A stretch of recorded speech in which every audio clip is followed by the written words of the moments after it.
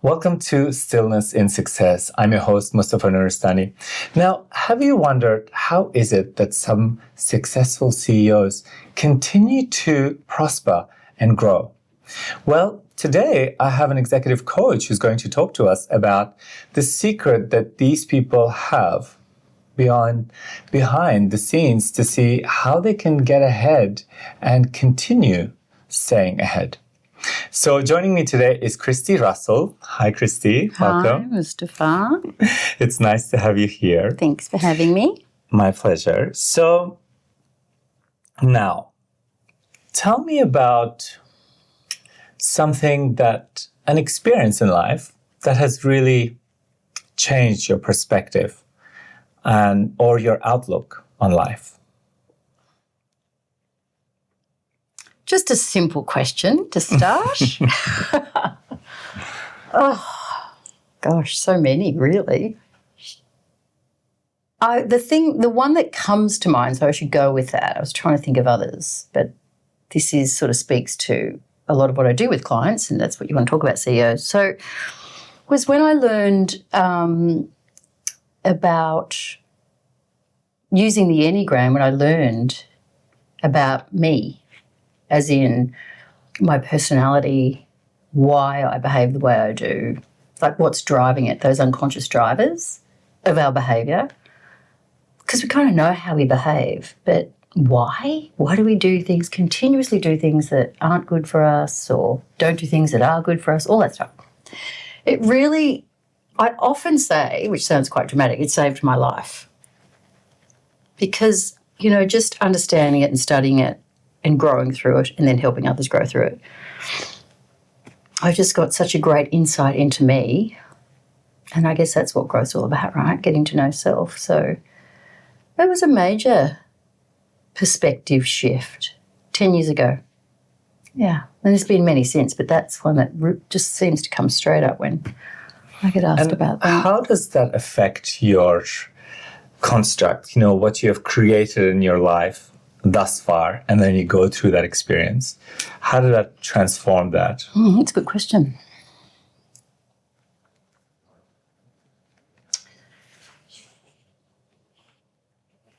I guess after learning more about me and practicing and learning more and more to accept me, just, complete acceptance is an amazing gift we can give ourselves. And we could say it's free, but you got to do the work. It should be free. Yes. But I think once you get that, or once I got that, and am still getting it, it never stops. This is never done. It's really a matter of who am I, and with that, who do I want to be out here? I know who I'm in here, but how does that impact the construct, as you call it, which I think is a great term, of out here? How am I with others? How do I interact with the world? And that's the work. That's where you see the work you do. And it changed my whole perspective around who I want to be, how I want to be with people, how I want to treat people, how I would love to see people treat each other. So, you all know these themes. I'm telling you how to suck eggs, but things like so acceptance of self and others, non-judgment, more compassion, kindness, complete forgiveness. These aren't easy things, weirdly, for us humans. I still have to practice it every day and I mess it up a lot. But I just wanted more and more of that, to be more and more of that person. It changed my whole family dynamic, which was kind of, a little rough, hit and miss anyway. Just from a perspective of getting along. Families love each other by virtue of, I guess, DNA. But to really choose each other, that's a different thing. So just practicing, just experimenting on everybody, basically, I came across. And my family's so important to me. And it was always, it had always sort of was, it was like something there that just wasn't never seemed to work well. And so it started there. And, then I'd just sort of go, when I was out with people, I would just kind of practice these ideas and concepts and being. And the more you are really yourself, or being who you really want to be, who you appreciate first, is amazing the impact that has out there. And the experience that comes to mind with that, if you would like it, is the retreat, meditation retreat last year. So I guess that's sort of a recent experiment with being out there in the world in Bali with our fabulous group of, what was it, like 40 of us, right? In this beautiful retreat where there was no tourists anywhere, like a side of Bali I'd never really seen. And just those 7 days of meditation and peace and growth and education and being with those people, breakfast, lunch and dinner. And no strategy. I'm like, right, how's this going to go? I just found myself, I guess, by virtue of that inner peace we all get through meditation. I mean, this is why we do it, right? Was there and just allowed me to be completely myself. I mean, I think people could hear that and think, well, who else would you be? I mean, you ask about my work soon and how I help people and CEOs and executives, and we are not who we appear to be. We are all masked and defended and hiding our pain and vulnerabilities, and it makes sense, complete sense to do that. And when you let all those down and you're just you, warts and all, and you're accepted, not just accepted, loved and appreciated and celebrated, and you're having this lovely and peaceful time, it was pretty rare. It's like rare air. And, how do you keep that going when you come out? But, it is, in many respects, it is a sort of a falsified environment for us because we go back out into the world. We were really kind of in that lovely, lovely little bubble of love and cotton wool, and it was beautiful. And then you go out, it's like, it's quite jarring.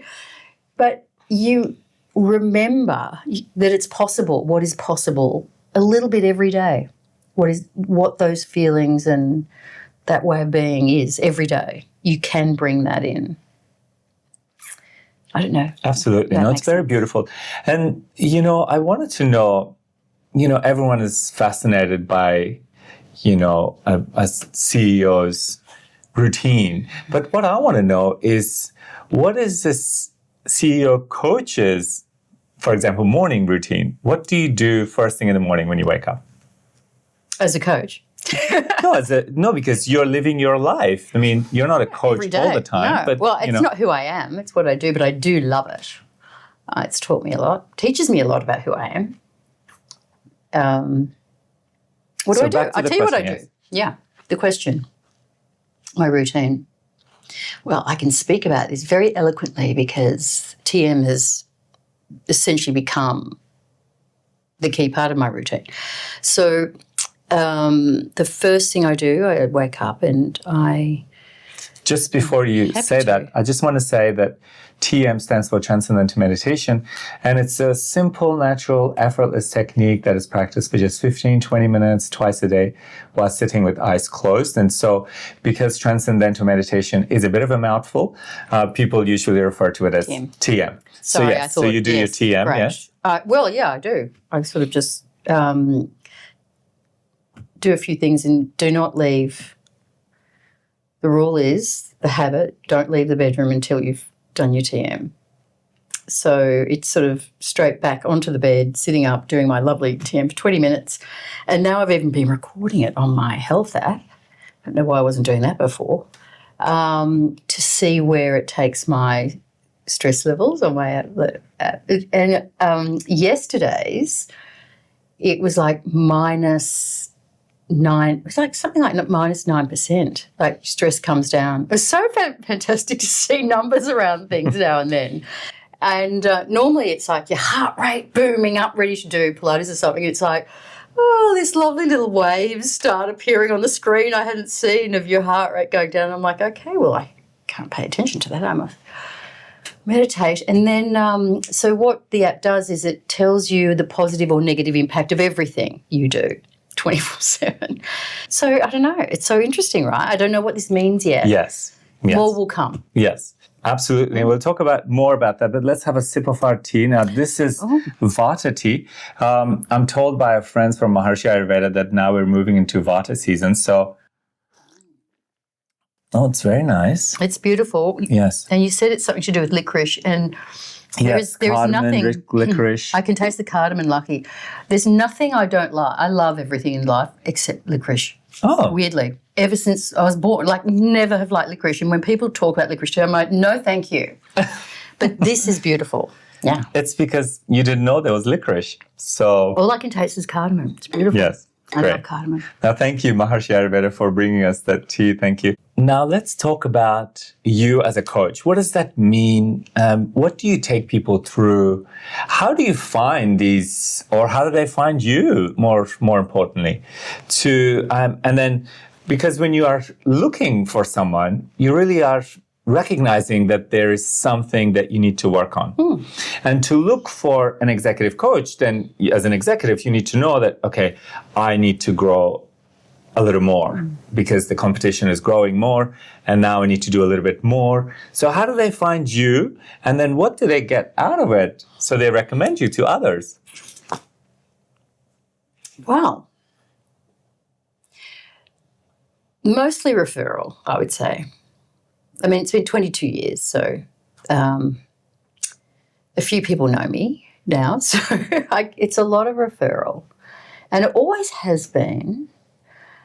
And I would say there's a lot more coaches now. So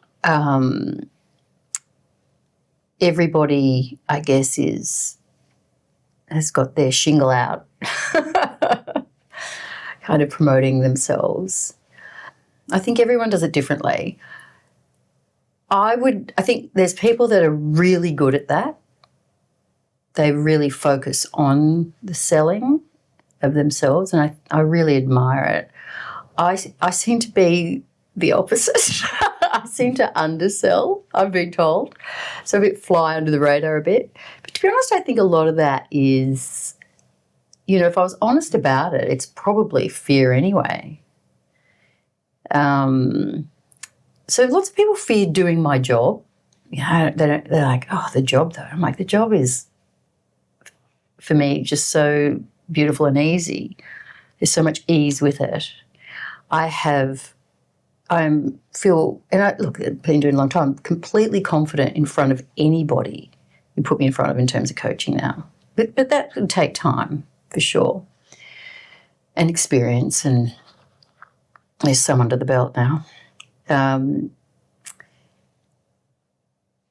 But yeah, I don't know. This year I've kind of got this idea that I probably need to put myself out there more and be a bit bolder in terms of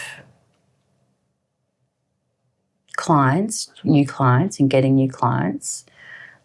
So I I'm sort of developing new habits around that this year. So it's, I guess it's just when you're ready.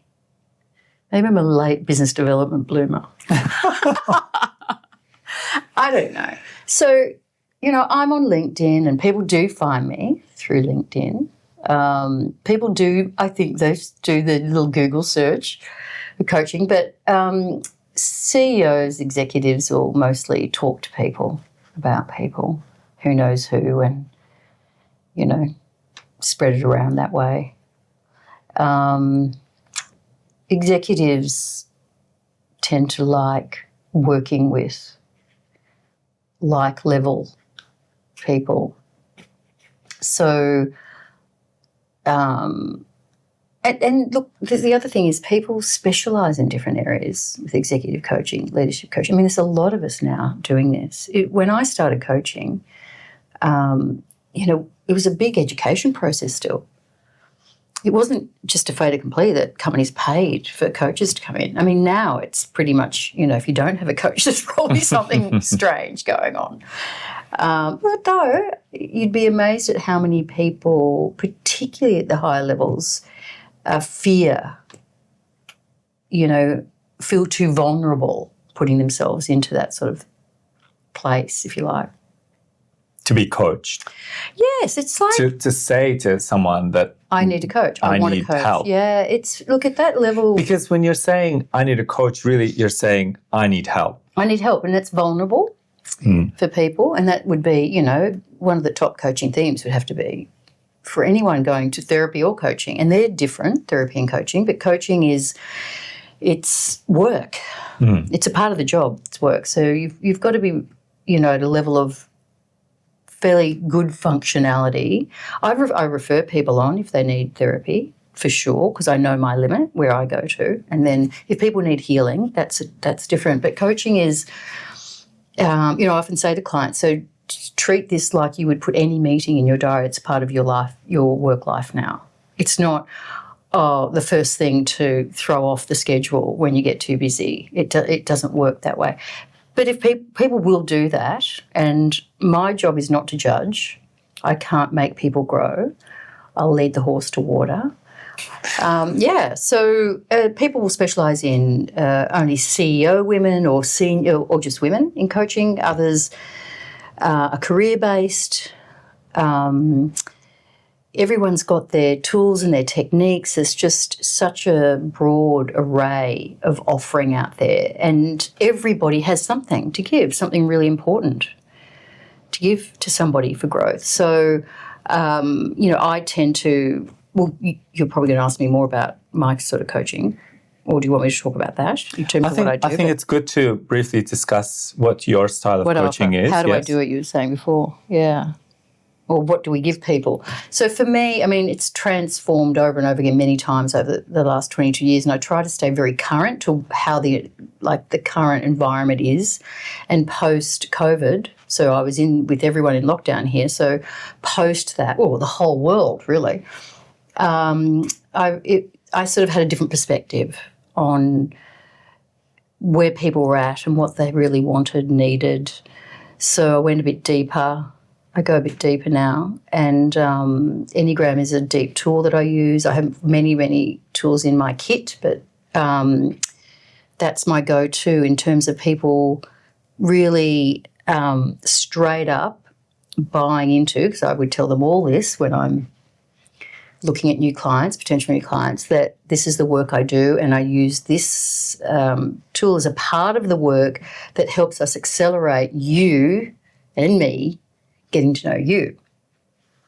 And it's a little different from most of the assessments that we use in the field. They're very behaviour-based, whereas this is very much focused on why you behave the way you do. And adults are compelled by that. They find it very compelling. It can be very enlightening. Like, oh, my God, I thought there was something wrong with me, but there isn't. I've just got these unconscious drivers that everybody has, and I have a personality, which everybody has, and there's no good, bad, right or wrong. And there's usually work to do if you want to do it. And it's deep work. It's all inner work, the work I do. Beautiful. Yeah. And now we did touch on TM as the first thing that you do in the morning. What does it give you when you finish your 20 minutes TM?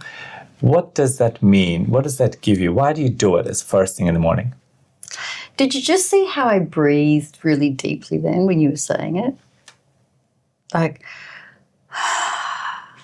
that's the first thing I do when you even say the word TM. I think, that's how it makes me feel. That's what it does in the morning.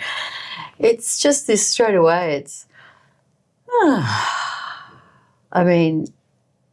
is there any better way to start the day than with that? Really? That's pretty cool right there. So it's a handing over. It's a complete surrender moment. And that's beautiful. So I've done a lot of meditation in my life, but this is the first time I've done mantra. which is why I chose TM this time. Okay, I'm meditating now, and I just mantra a bit, and then you let it go, and you just keep going, and there's this lovely settled place that you're in, and every time it sort of bubbles up with lots of thoughts, and then just back to that mantra, there's just that little piece of depth that brings, just even talking about it, I feel it, this calmness, this inner peace. These are such simple things, I know. They sound so simple, but they're actually the hardest, I think, things for most people to stay with in their day, or even start to incorporate into their day and then stay with. And so when you're saying that you finish your meditation and you've got this complete giving up with trying and just flowing with your day, does that continue throughout the day? Yeah, I think it does. I think sometimes it gets knocked off its path a little with, different cues and triggers and all those things we respond to, even when, when you think you're all over it, you're just not. It's like, okay, well, there I was thinking about that for 10 minutes and feeling really bad. Now I'm like, okay. But wouldn't that be also a positive sign that if you catch yourself totally, that's the job, thinking, ruminating over something, and you catch yourself and then you are free from that. Totally. Rather than, people who are out there and they're just in that all day, every day. And there's no relief, there's no break. No. And so I guess this whole practice of TM, when you are surrendering to yourself and allowing yourself to just feel total silence, total calm, that does something throughout the day where you also, when you have a stressful moment, you catch yourself. You're like, whoa, wait a minute. Why am I thinking that way? And then you move on. Anyway, it's so wonderful speaking with you today. Yeah.